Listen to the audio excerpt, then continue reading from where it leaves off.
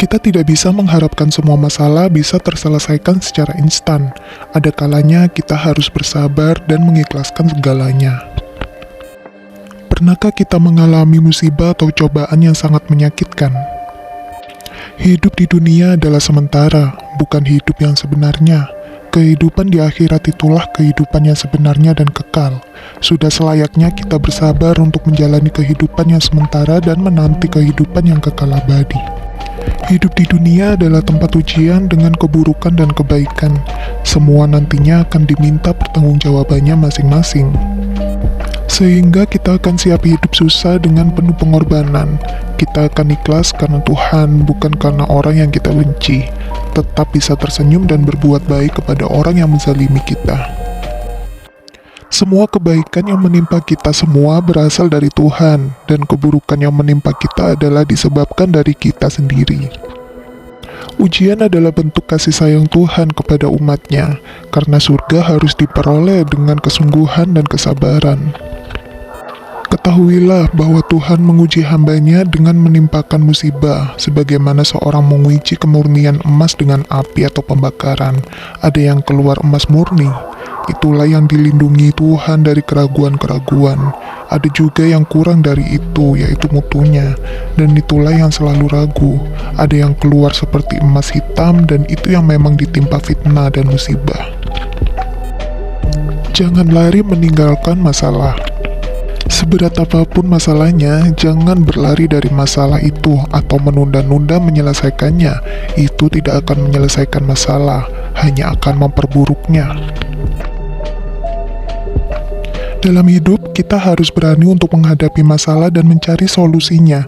Pada umumnya, kita semua bisa lebih sabar saat kita diuji Tuhan dengan ujian yang tidak menyenangkan. Seperti musibah adalah perkara biasa yang dihadapi oleh manusia selama hidup di dunia ini. Pada hakikatnya hanyalah ujian, harta yang kita miliki, karir yang bagus, rumah dan mobil mewah yang kita miliki, anak dan keluarga, itu semua adalah ujian dari Tuhan dan titipan Tuhan. Kita harus memahami dengan sebaik-baiknya bahwa Tuhan pemilik atas segala yang kita miliki di dunia ini. Dengan menyadari bahwa semua yang kita miliki sebenarnya adalah titipan Tuhan, maka begitu Tuhan mengambilnya dari kita, mungkin kita akan lebih mudah merelakannya.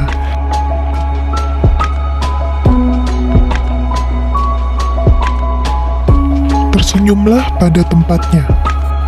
Ingatlah bahwa senyum tidak membutuhkan biaya sedikit pun, bahkan membawa dampak yang luar biasa. Tidak akan menjadi miskin orang yang memberinya, justru akan menambah kaya bagi orang yang mendapatkannya. Senyum juga tidak memerlukan waktu yang bertele-tele, namun membekas kekal dalam ingatan sampai akhir hayat. Tidak ada seorang fakir yang tidak memilikinya, dan tidak ada seorang kaya pun yang tidak membutuhkannya. Terkadang kita melewati jam-jam yang dirundung duka, atau disibukkan beragam pekerjaan, akan tetapi selalu bermuka masam, cemberut, dan menahan senyuman yang merupakan sedekah. Lewat senyuman dimulai dari diri kita, rumah kita, istri dan anak-anak kita, teman dan lingkungan kita, dan kita tidak pernah merasa rugi sedikit pun. Bahkan kita akan merugi diri sendiri ketika kita menahan senyuman, menahan sedekah ini dengan selalu bermuka masam dan cemberut dalam kehidupan. Pengalaman membuktikan bahwa dampak positif dan efektif dari senyuman, yaitu senyuman menjadi pendahuluan ketika hendak meluruskan orang yang keliru, dan menjadi mukadimah ketika mengingkari yang mungkar. Orang yang selalu cemberut akan menyengsarakan dirinya sendiri. Bermuka masam berarti mengharamkan menikmati dunia ini, dan bagi siapa saja yang mau menebar senyum, selamanya dia akan senang dan gembira, malah mendapat pahala.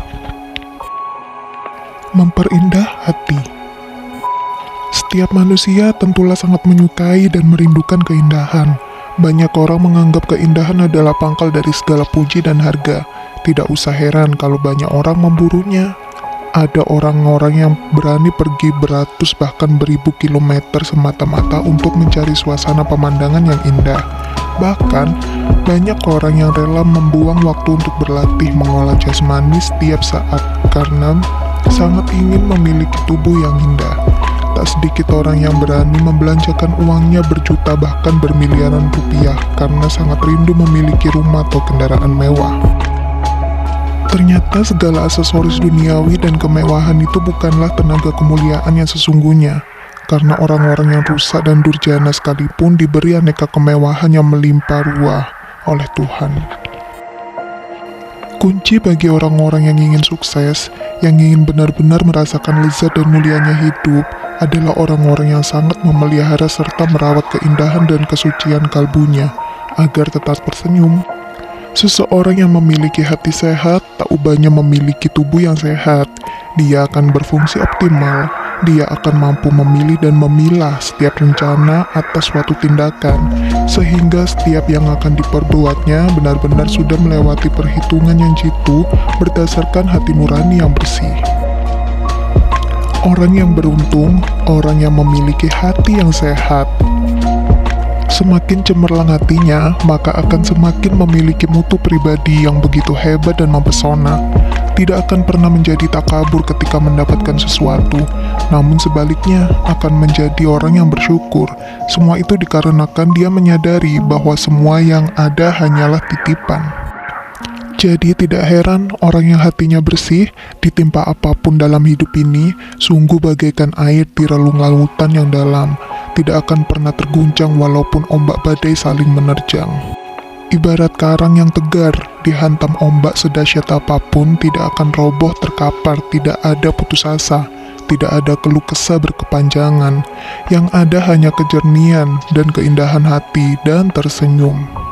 Yakinlah bahwa hujan pasti berhenti, badai pasti berlalu, malam pasti berganti menjadi siang. Tidak ada satupun ujian yang menimpa, kecuali pasti akan ada titik akhirnya.